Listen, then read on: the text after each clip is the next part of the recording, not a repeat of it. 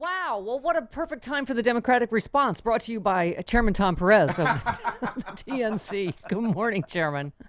Oh, it's always great to be with you and your listeners, Stephanie. And then you too, Chairman. Boy, it is. I don't know if you've ever confronted this as chairman. First of all, congratulations on a great convention. Yeah. The Democratic convention Thank was you. amazing. But this thing last night, I've just never seen one, Chairman, that is almost all lies. It is just a solid wall of lies. It is completely disconnected from what's happening in America. In this RNC bubble, coronavirus is done. It's all over. Nobody's wearing a mask. Nobody's social distancing. The president has achieved a great victory over coronavirus. I mean, there is no racial violence. They're ignoring that literally our sports teams have shut down because of the degree of racial violence. That we have a white supremacist Trump supporter shoot and kill two people. And this is inside this bubble. None of this is happening, right? They're living in a parallel universe.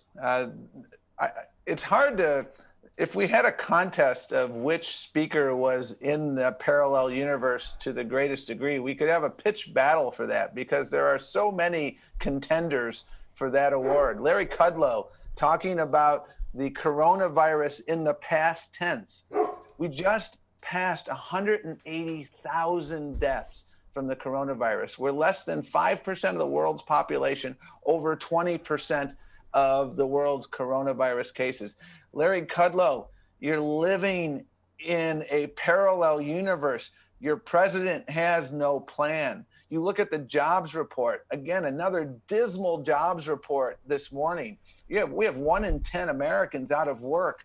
There another week of where first-time claims for unemployment were over 1 million. That's happened something like 22 times. That happened 0 times during Obama, Biden, even in the depths of the Great Recession.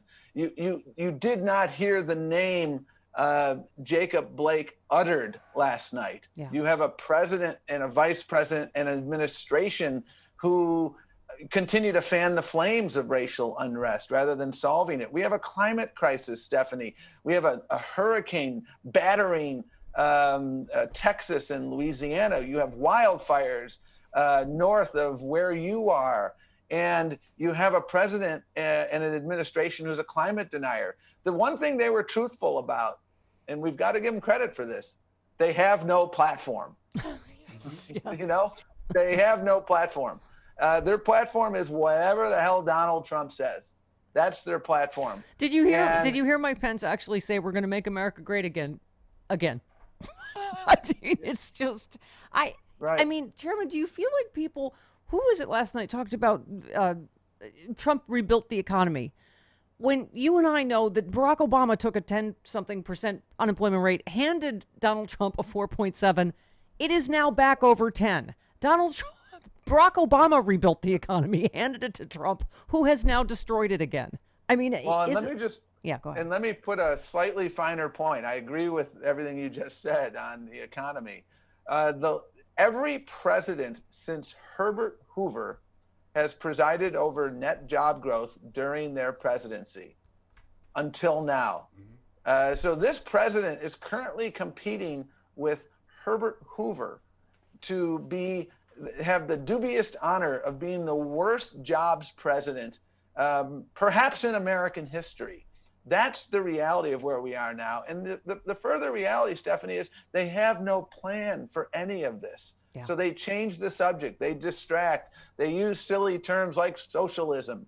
They lie, they will attempt to distract, and they want people to have the fear of God in them this November so they don't vote. You have to hope the ratings being so low for this, that it is just his dwindling base that believes any of this. I mean, they're running against some Joe Biden that doesn't exist, right? I mean, we're not going to have cars or cows or windows or suburbs. They're trying to make him into a cartoon. Crazy radical Joe Biden. I have to hope, Chairman, I saved this tweet for you. I have to hope your polling showing this out. Alexis tweeted, I'm a 73-year-old white man in South Carolina, and the stuff I hear from the GOP convention scares me.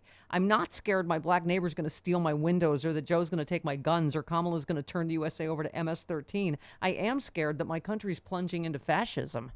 I mean, I don't even know what your response is to what we've been seeing the last couple of nights. But go ahead. Well, I mean, Joe Biden practices the the politics of addition. Okay, addition, arithmetic. Okay, it's all about arithmetic. Addition beats subtraction any day of the week. We had a convention last week for all of America. We were very clear. Our goal was to unite the nation, not to try to simply unite the party, because the nation needs to be united. We need a uniter in chief, not a tweeter in chief. We heard from Republicans, independents, Democrats. We heard heroic stories from Kristen in Arizona about her healthy father, whose one pre-existing condition was that he trusted Donald Trump and he died. And so you have the contrast between Joe Biden and a very unifying vision of America, an optimistic vision of America, a plan for addressing all of these crises that I mentioned. And then you have the Republicans who don't have a plan for anything and who depend on, their arithmetic is all about subtraction and division. Yeah. They're going for an ever shrinking base and they're going to divide the nation. And we can't let that happen. That's why my number one plea to everyone on this, on your program, when they go low, we go vote.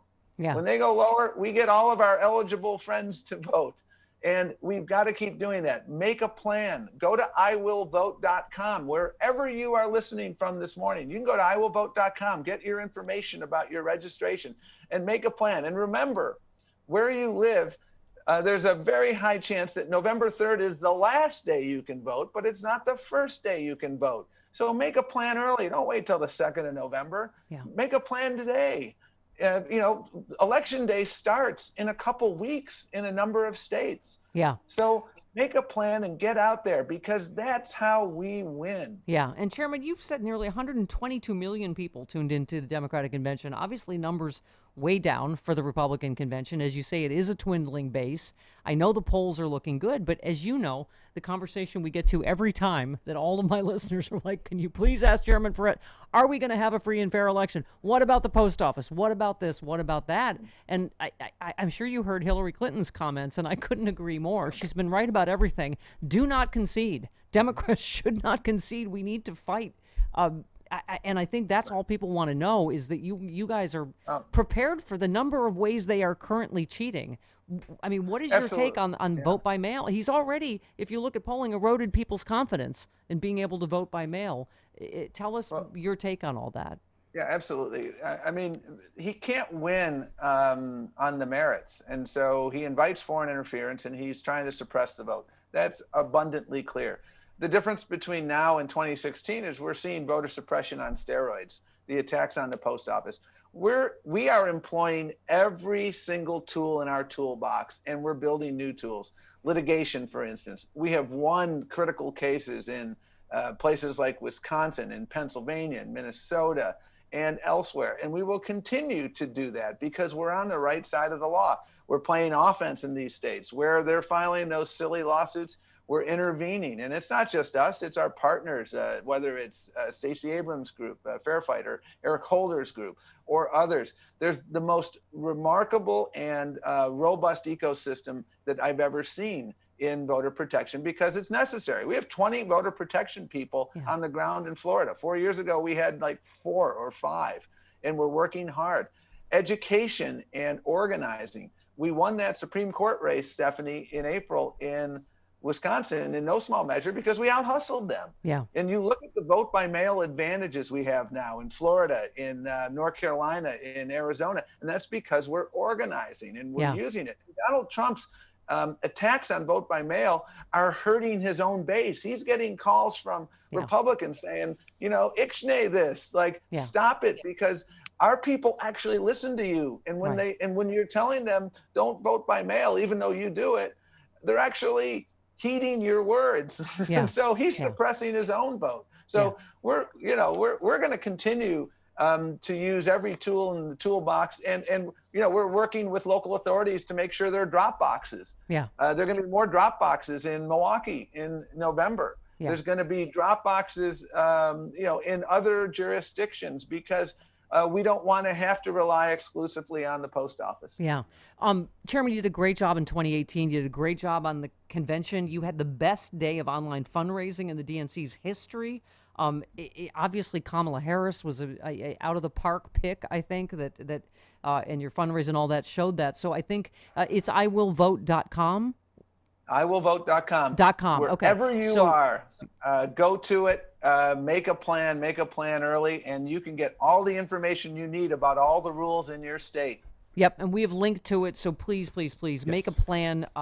Chairman, thanks so much for checking in with us. Please, I hope it'll be lots more times before the election. Absolutely. Thank you for all you're doing. All right. Make a plan. Yes. Make a plan. All right. Thanks, Chairman.